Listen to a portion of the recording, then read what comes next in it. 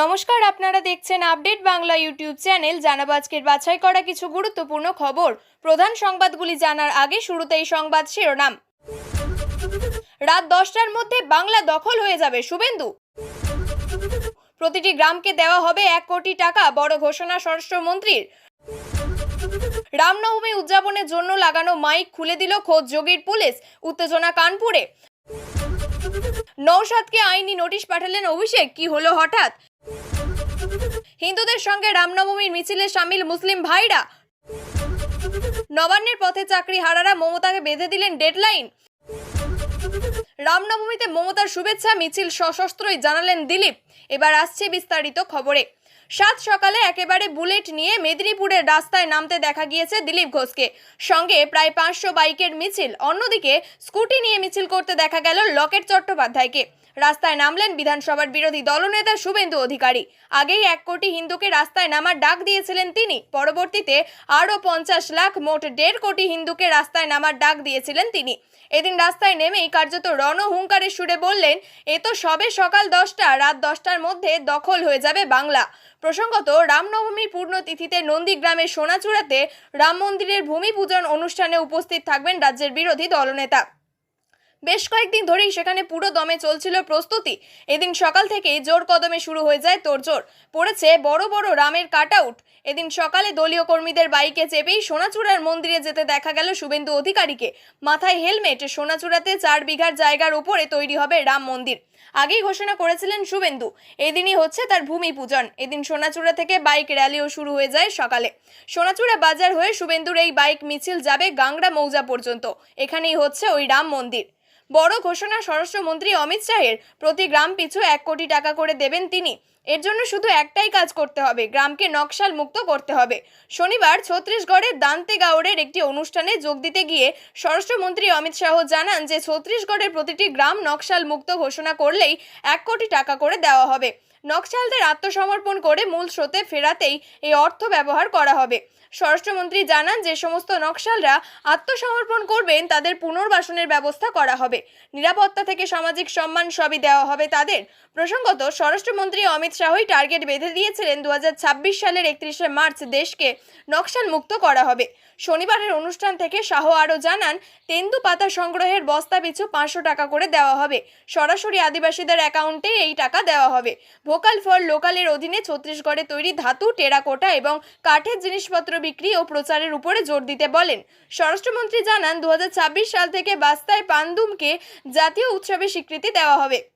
দেশের বিভিন্ন প্রান্তের আদিবাসীরা এই অনুষ্ঠানে অংশ নেবেন। আদিবাসী ভাষা, সঙ্গীত, রীতিনীতি সংরক্ষণের আর্জিও জানান তিনি। রামনবমীতে খোদ রাম রাজ্যে বাজানো যাবে না মাইক।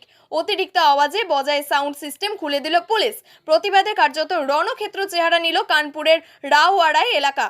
পরিস্থিতি নিয়ন্ত্রণে এলাকায় বিশাল পুলিশ বাহিনী। শনিবার কানপুরের রাওয়াতপুর এলাকায় রামনবমী পালনের উদ্যোগে ডিজে বাজানো শুরু করে স্থানীয় এক হিন্দু সংগঠন, কিন্তু তাতে আপত্তি জানায় স্থানীয় প্রশাসন। শান্তি শৃঙ্খলা বজায় রাখার লক্ষ্যে মাইকের আওয়াজ কমিয়ে দিতে বলা হয় উদ্যোক্তাদের, কিন্তু তারা তাতে রাজি হননি। শেষে বাধ্য হয়ে মাইকগুলি খুলে নিয়ে চলে যায় পুলিশ। প্রতিবাদে রাস্তায় নেমে বিক্ষোভ দেখানো শুরু করে দেয় ওই হিন্দুত্ববাদী সংগঠন। পরে বিক্ষোভে যোগ দেয় স্থানীয়রাও। পরিস্থিতি নিয়ন্ত্রণের বাইরে চলে যাওয়ার আশঙ্কায় এলাকায় মোতায়েন করা হয় বিশাল পুলিশ বাহিনী। স্থানীয় বিধায়ক রাহুল বাচা শঙ্করও ঘটনাস্থলে যান। তিনি পুরো বিষয়টি খতিয়ে দেখার আশ্বাসের পর বিক্ষোভ নিয়ন্ত্রণে আসে। তবে এবার এখনও এলাকায় চাপা উত্তেজনার পরিবেশ বজায় রয়েছে। এখনও এলাকার বিশাল পুলিশ বাহিনী মোতায়েন করে রাখা হয়েছে। উল্লেখ্য, উত্তরপ্রদেশের ধর্মস্থানে তারস্বরে মাইক বাজানোর নিষেধাজ্ঞা জারি করেছে খোদ মুখ্যমন্ত্রী যোগী আদিত্যনাথ। সম্প্রতি যোগী জানিয়ে দেন, মন্দির মসজিদ লাউডস্পিকারের শব্দ যেন বাইরে না আসে। মন্দির মসজিদে প্রার্থনার শব্দ তার ভিতরেই সীমাবদ্ধ থাকা কাম্য। তিনি বলেন, ধর্মস্থানের প্রশাসনের অনুমতি নিয়ে মাইক লাউডস্পিকার বাজাতেই পারে, কিন্তু তার শব্দ মন্দির মসজিদের বাইরে আসা চলবে না। মুখ্যমন্ত্রীর একথা বলার পরই রাজ্যে মন্দির মসজিদ মিলিয়ে 17,000 ধর্মস্থানে লাউডস্পিকারের শব্দের মাত্রা কমিয়ে অনুমোদিত সীমার মধ্যে বেঁধে রাখা হয়েছে। মূলত মসজিদে লাউডস্পিকারের কথা মাথায় রেখে ওই নিয়ম চালু হলেও এবার হিন্দুত্বের উৎসবে বাধা হয়ে দাঁড়াচ্ছে ওই নিয়ম। গত 3রা এপ্রিল লোকসভার সংশোধনী বিল পাশ হওয়ার পর থেকেই দেশ জুড়ে শুরু হয়েছে বিরাট তোলপাড়। এই বিল প্রত্যাহারের দাবিতে সরব হয়েছেন সংখ্যালঘুরা। এর মধ্যে আইএসএফ বিধায়ক নওশাদ সিদ্দিকীকে আইনি নোটিশ পাঠালেন অভিষেক বন্দ্যোপাধ্যায়। আইএসএফ বিধায়ক নওশাদ সিদ্দিকীকে নোটিশ পাঠিয়ে দাবি করা হয়েছে ভোটাভুটি নিয়ে নওশাদের তোলা এই অভিযোগ সম্পূর্ণ মিথ্যে এবং ভিত্তিহীন। এছাড়াও ওই নোটিশ পাওয়ার আগামী 48 ঘন্টার মধ্যে বিধায়ককে তার মন্তব্য প্রত্যাহার করতেও বলা হয়েছে। এমনকি নির্দিষ্ট সময়ের মধ্যে তিনি যদি তার বিবৃতি প্রত্যাহার না করেন তাহলে তার বিরুদ্ধে আইনি পদক্ষেপ নেওয়া হবে বলেও হুঁশিয়ারি দিয়েছেন অভিষেকের আইনজীবী। বছর ঘুরলেই রাজ্যে বিধানসভা নির্বাচন, তার আগে নানান ইস্যুতে সরগরম রাজ্য রাজনীতি। এর মধ্যেই ওয়াকফ বিল নিয়ে তোলপাড় রাজ্য। এই আবহে ওয়াকফ ভোটাভুটিতে অভিষেকের গড়হাজির থাকার বিষয়ে প্রশ্ন তুলে তৃণমূলের রোষের মুখে পড়লেন নওশাদ। অভিষেকের আইনজীবীর দাবি, আমার মক্কেল ওই বিলটি পাশের বিরোধিতা করেন এবং মুসলিম সম্প্রদায়ের প্রতি সংহতি প্রকাশ করেছেন। আপনার করা মন্তব্য প্রত্যাহার করুন এবং আগামী 48 ঘন্টার মধ্যে এই বিবৃতির ব্যাখ্যা দিন, অন্যথায় আমার মক্কেল কঠোরতম আইনি ব্যবস্থা নিতে বাধ্য হবেন। প্রসঙ্গত, গত 3রা এপ্রিল লোকসভার সংশোধনী বিল পেশ হয়েছে। ওই সময় লোকসভার টিভির লাইভ ভিডিওতে অভিষেক বন্দ্যোপাধ্যায়কে কোথাও দেখতে না পেয়ে তার উপস্থিতি নিয়ে সন্দেহ প্রকাশ করেছিলেন নওশাদ সিদ্দিকী। সংবাদ মাধ্যমের প্রসঙ্গে নওশাদ বলেন, 3রা এপ্রিল অভিষেক সংসদে ছিলেন। আমি তো অনেকক্ষণ ভিডিও চালিয়ে দেখলাম, আমি তাকে খুঁজে পাইনি। ভাবছি সংসদে তৃণমূলের কয়জন সংসদ উপস্থিত ছিলেন এবং কয়জন উপস্থিত ছিলেন না। আমি দেখছি তৃণমূল কংগ্রেস তার বিরুদ্ধে কি ব্যবস্থা গ্রহণ করে, তারপর গণতান্ত্রিক প্রক্রিয়ায় জনগণকে নিয়ে কি ব্যবস্থা করতে হয় সেটাও আমি দেখাবো। তবে এদিন অভিষেক বন্দ্যোপাধ্যায়ের আইনজীবীর তরফ থেকে আইনি নোটিশ পাওয়ার পরেও এখনো পর্যন্ত কোনো প্রতিক্রিয়া জানাননি আইএসএফ বিধায়ক। মোরা একই বৃন্তে দুটি কুসুম, হিন্দু মুসলমান, এই পংক্তি শুধু কবিতার পাতায় নয়, বাস্তবের মাটিতেও ছায়া ফেলল দুর্গাপুরের সোনার তরী বস্তিতে। রামনবমীর দিনটিকে শুধু ধর্মীয় উৎসবে সীমাবদ্ধ না রেখে ভালোবাসা, ভ্রাতৃত্ব আর মানবতার রঙে রাঙিয়ে তুললেন এখানকার মানুষজন। সেদিনের এই মিছিলে যেমন দেখা গেল শেখ শাহজাদকে, তেমনি সকলকে নিজের হাতে ঠান্ডা শরবত খাওয়াচ্ছেন, তেমনি শেখ মতিউরের হাতে উঠছে রামনবমীর পতাকা। ধর্ম আলাদা কিন্তু উৎসবের স্পর্শ এক, ধর্ম যার যার, উৎসব সবার। এই বার্তাটি যেন স্পষ্ট হয়ে উঠল তাদের কাজে, কথায় আর হাসি মুখে। সোনারতরী বস্তি দুর্গাপুরের 21 নম্বর ওয়ার্ডে অবস্থিত এই জনপদ বহু বছর ধরেই সম্প্রীতির নিদর্শন বহন করে চলেছে। বাম আমলে তৈরি হওয়া বহুতল আবাসনে হিন্দু মুসলিম সবাই মিলেমিশে বাস করে। ঈদে যেমন হিন্দুরা মুসলিমদের সঙ্গে একত্রে প্রার্থনায় সামিল হন, তেমনি পুজোতেও দেখা মেলে মুসলমানদের সহযোগিতা। রামনবমীর মিছিলে আবাল বৃদ্ধ বনিতা মুসলিম প্রতিবেশীরা হিন্দু ভাই বোনদের হাতে তুলে দিলেন ঠান্ডা শরবতের গ্লাস। শেখ আসিফ বলেন, আমরা এখানে সবাই মিলে থাকি, তাই একে অপরের আনন্দে সামিল হওয়া আমাদের কর্তব্য, ভালোবাসার পরিচয়। দীপক মানের কথায়, ধর্ম আলাদা হলেও মন একটাই, এটাই তো ভারত, এটাই আমাদের সংস্কৃতি। আজকের উত্তপ্ত রাজনৈতিক আবহে সোনার তরীর এই অনন্য উদাহরণ যেন এক শীতল পরশ। এখানকার মানুষ দেখিয়ে দিলেন ধর্ম বিভাজন করে না, বরং ভালোবাসা দিয়ে মানুষকে একত্র করে। এই বন্ধনের নামই তো প্রকৃত উৎসব।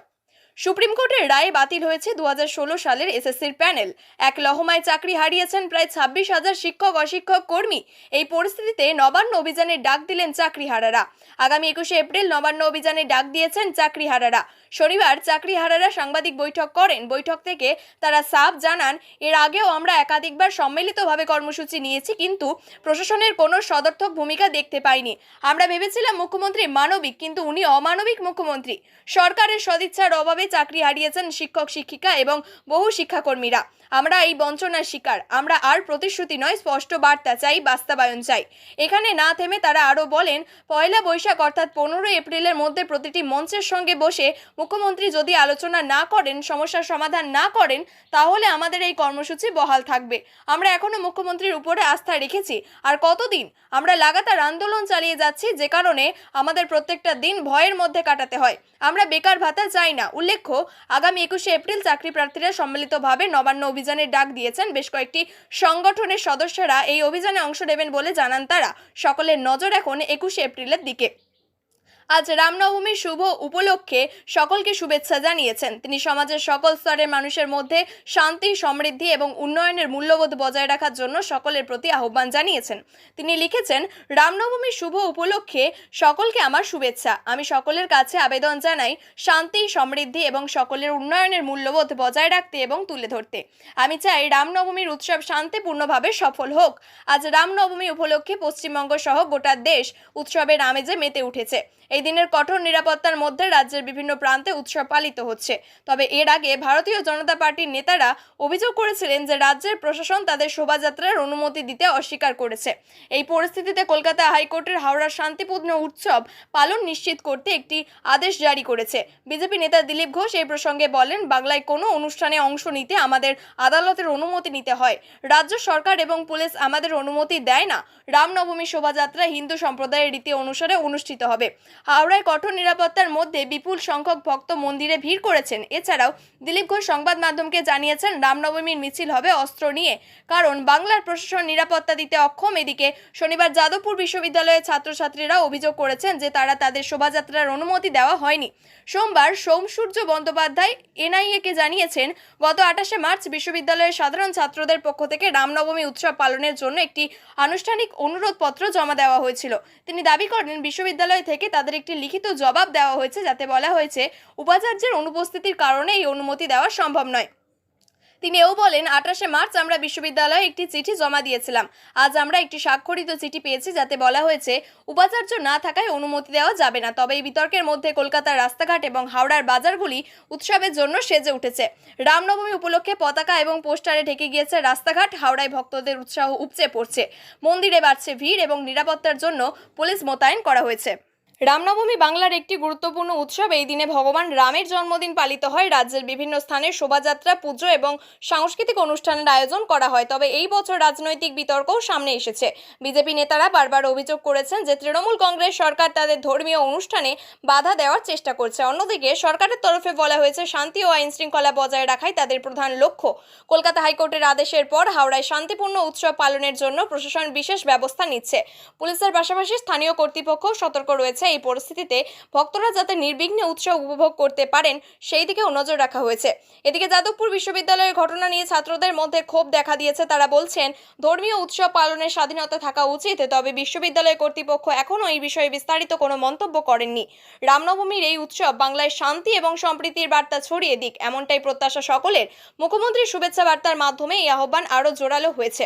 প্রিয় দর্শক, নিয়মিত সঠিক খবরগুলি সঠিক টাইমে পেতে সাবস্ক্রাইব করুন আপডেট বাংলা চ্যানেলটিকে। ধন্যবাদ।